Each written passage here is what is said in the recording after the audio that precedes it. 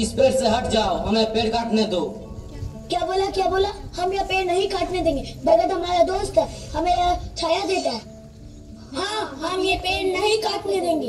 एक पेड़ अपने मां के नाम में, एक पेड़ अपने मां के नाम में। राजगांगपुर सहर एवं आखपाख अंचल विश्व परिवेश दिवस पालित।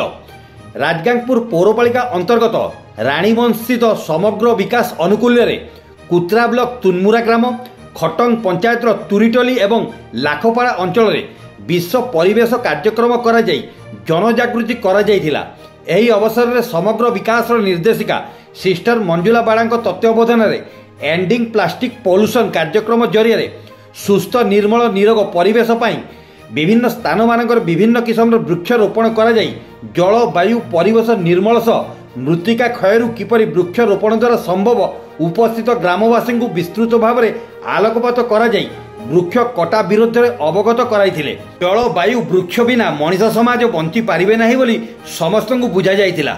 उक्त कार्यक्रम में समाजसेवी एडवोकेट आल्बर्ट किंडो मुख्य अतिथि भाव में योगदान सह वृक्षरोपण कर जलवायु वृक्ष परिवेश संबंध में ग्रामवासी को निजर मत उपस्थापन करथिले। वृक्षरोपण कार्यक्रम में समग्र विकास छात्र छात्री सहकर्मी उपस्थित थिले। सुंदरगढ़ जिला राजगांगपुर देवव्रत मित्र रिपोर्ट, क्रांति ओडिशा।